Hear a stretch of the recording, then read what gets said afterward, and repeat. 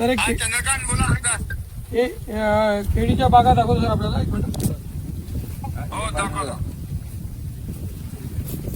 Sir ही केळीच्या बागा आहे, पूर्णच्या पूर्ण झोपल्या सर.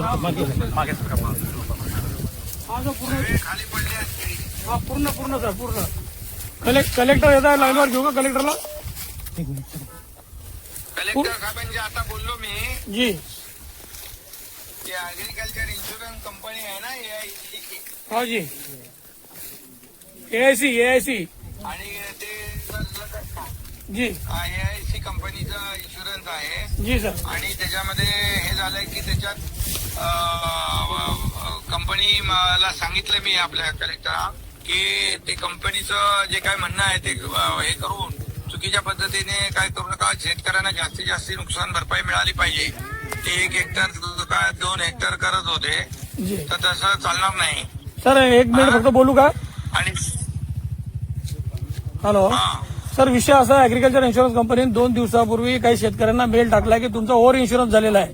हे 4 हेक्टरपर्यंत इन्शुरन्स त्यांचा घेतला जातो, पण कधी कधी 4 हेक्टर घेतल्यानंतर ते सांगितलं तुमचं 30,000 लागवडी खाली आहे. आता आमच्याकडे 3 दिवसांपासून सलग नुकसान होते केळीचं. तर त्या क्षेत्रात गेल्यावर मी तहसीलदार, तालुका कृषी अधिकारी, जिल्हा कृषी अधिकारी जे आहे, तर त्याचं क्षेत्र 100% गेलेलं आहे आता. म्हणजे 29,000, 30,000, 50,000 असा खोड पडलेला आहे. एका खोडाला लावायला 200 रुपये खर्च लागतो. आता ते सांगतात 30,000 लागवड आहे. 30,000 लागवड आहे. आता 30,000ला जर लागवड असती तर एवढा मोठा जो क्षेत्र गेलाय, नुकसान झालंय, तहसीलदार पाहत आहे, तालुका कृषी अधिकारी पाहत आहे, आणि ते व्हेरीफाय करताय, तरी AIC असं म्हणताय. आणि सर आपणही म्हटलं मी कलेक्टरशी बोललो जी की त्या AIC कंपनीचं काय बिकायचं नाही, त्यांना बोलवून घ्या, मीटिंग लावा, आणि आम्ही पण कॅबिनेटमध्ये या ठिकाणी ते चर्चा करू. कारण नुकसान भरपाई शेतकऱ्यांची मोठी झालेली आहे. नुकसान जी तर त्या वाऱ्या 60 किलोमीटरच्या स्पीडने वारं हे झालेलं आहे. बरोबर सर, मोठे मोठे झाडं पडले, हे तर 100% केळी संपली. वादळ, त्यामुळे नुकसान जास्ती, केळी संपली पूर्ण. जी. तर पूर्णपणे एकदम दाबून हे करा बोललो मी त्यांना, जी कलेक्टरना. जी फक्त सर आम्हाला सांगितलं त्या कंपनीला दाबून हे करा. सर मायबाप, आता तुम्ही जे आम्हाला आपल्याकडून तर अपेक्षा आहे, सरकारकडून आपण 1 लाख रुपये एकरी किमान मिळाले पाहिजे. कारण 1 लाख रुपये एकरी आपल्याकडून आता मदत मिळाली पाहिजे, अशा पद्धतीची सगळ्यांची मागणी आहे सर. आणि शेतकरी एकदा भावाला दिला रडतो पडतोय, कारण उद्याच हातात आले उत्पन्न 2700 रुपये भाव होता सर. त्याच्यामध्ये एकच काम करूया की शेतकऱ्यांना जास्तीत जास्त फायदा होईल असं एक बैठक पण कलेक्टर बोलले मी घेतो, आमदार आणि सगळे पालकमंत्री वगैरे एक लावतो, आणि कॅबिनेटमध्ये पण आम्ही हा विषय काढतो. कॅबिनेटमध्ये सर जास्तीत जास्त नुकसान भरपाई कशी मिळेल हा प्रयत्न आपण करू शकता, आपणच मायबाप आहे आमचे.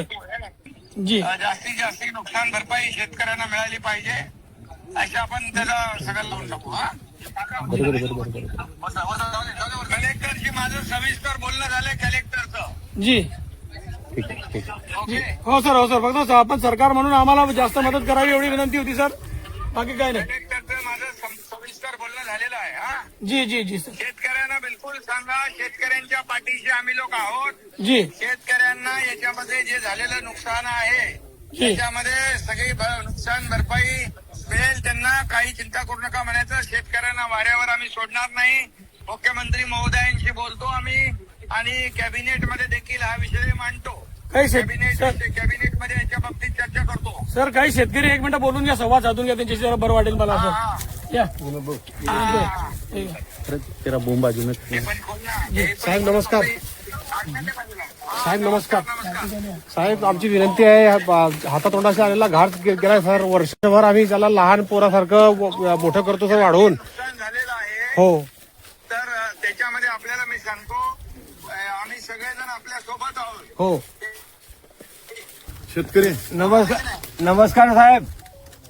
हा नमस्कार. आम्ही अंतोरण बोलत आहे केळी संदर्भात.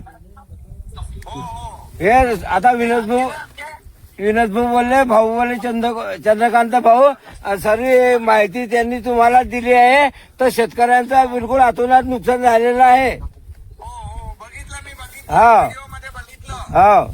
तर याची शेतकऱ्यांना भरपाई कशी मिळेल इथे तुमच्या कॅबिनेटच्या मंत्रिमंडळाच्या बैठकीत तुम्ही ठरवा. ते मंत्रिमंडळाच्या बैठकीमध्ये आम्ही बोलतो, मुख्यमंत्री महोदयांशी अधिकाऱ्यांशी बोलतो, सगळ्यांशी बोलतो आणि तुम्हाला जास्तीत जास्त नुकसान भरपाई कशी मिळेल यासाठी आम्ही हे करू. शेतकऱ्यांचं हे सरकार आहे, शेतकऱ्यांना वाऱ्यावर सोडणार नाही. एकरी